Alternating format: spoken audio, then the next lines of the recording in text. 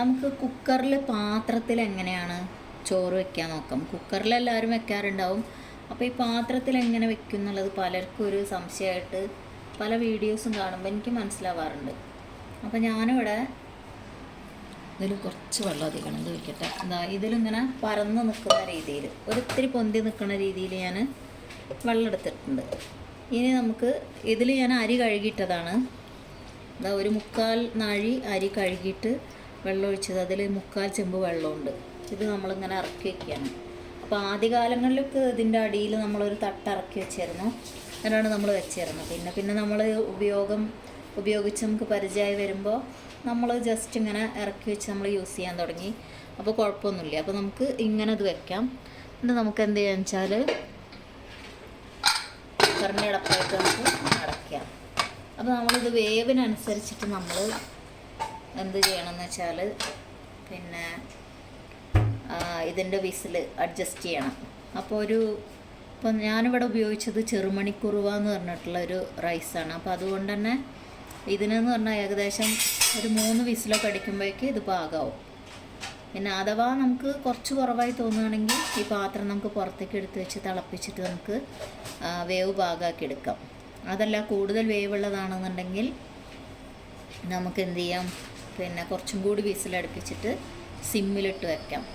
അപ്പോൾ നമുക്കിതിൻ്റെ ഒരു ഗുണമുള്ളത് എന്താണെന്ന് വെച്ചാൽ പിന്നെ നമ്മുടെ കുക്കർ എപ്പോഴും നമുക്ക് ഒരുപാട് ഇങ്ങനെ ഇതായി വരില്ല. അരിയുടെയും അതുപോലെ ചോറിൻ്റെയും കഞ്ഞിയുടെയും ഒന്നും അംശങ്ങൾ അധികം ഉണ്ടാവില്ല. അപ്പോൾ അതുകൊണ്ട് നമുക്കൊരു നല്ല ഉപയോഗപ്രദമായൊരു രീതിയാണത്.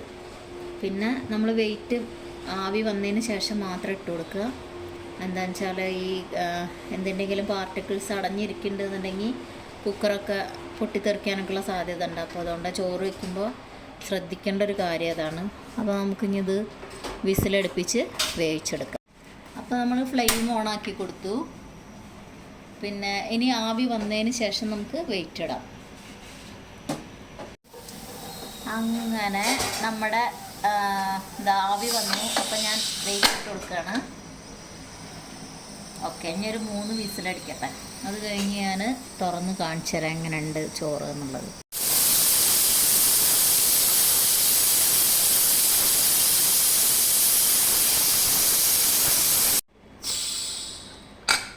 അപ്പോൾ നമുക്ക് തുറന്ന് നോക്കാം എങ്ങനെയുണ്ട് ചോറ് വെന്തോ എന്നുള്ളത്.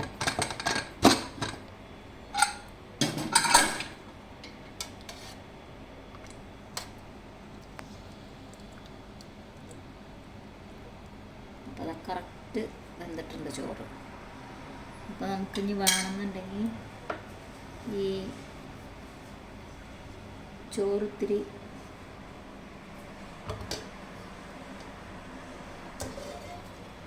എന്താ പറയുക, വെള്ളം കുറച്ചും കൂടി വേണമെന്നുണ്ടെങ്കിൽ ഇതും കൂടി ഒഴിച്ചിട്ട് നമുക്ക് ഇത് വാർത്തെടുക്കാം. അപ്പോൾ നമുക്കിത് ഇങ്ങനത്തെ ഒരു കൊട്ടയിലേക്കാണെങ്കിൽ എളുപ്പമുണ്ട്. ഇത് കുറച്ച് ചോറാവുകൊണ്ട് ഞാൻ ഈ ഒരു മെത്തേഡാണ് എടുക്കുന്നത്. അതുപോലെ ഇങ്ങനെ ഒഴിച്ച് വെച്ച് കഴിഞ്ഞാൽ വളരെ ഈസിയായി. ഇതിലുള്ള ഈ വെള്ളം തിളച്ചതാവുകൊണ്ട് തന്നെ നമുക്കിങ്ങനെ ഇതിലേക്ക് വയ്ക്കാം, പച്ചവെള്ളം അല്ലാത്തതുകൊണ്ട്. അതുകൊണ്ട് നമുക്ക് ഇതിപ്പോൾ കണ്ടോ, കുക്കറിൽ ഒരു വൃത്തികേടുകളും ഇല്ല. ഇത് നമുക്ക് റീയൂസ് ചെയ്യാൻ പറ്റും. ഇതാണ് എങ്ങനെ ചോറ് വയ്ക്കുമ്പോഴത്തെ ഒരു ഗുണം. നമുക്കാണെങ്കിൽ നന്നായിട്ട് നമ്മളെ അടുപ്പത്തൊക്കെ വെച്ചെടുക്കുന്ന പോലത്തെ ചോറ്, നല്ല സൂപ്പർ ചോറ് കിട്ടും ചെയ്യും. ഒന്നിനോടൊന്നും തൊടാതെ നല്ല വൃത്തിയായിട്ട്. ഇനിയിപ്പോൾ നമുക്ക് ഈ ഒരു കലം മാത്രമാണ് കഴുകാനുണ്ടാവുള്ളൂ. അതാണ് ഇങ്ങനെ ചോറ് വയ്ക്കുമ്പോഴത്തെ പ്രത്യേകത. ഇതെല്ലാവർക്കും ഉപയോഗപ്രദമാവുമെന്ന് ഞാൻ കരുതട്ടെ. ഓക്കെ, അടുത്ത വീഡിയോ ആയിട്ട് വീണ്ടും കാണാം.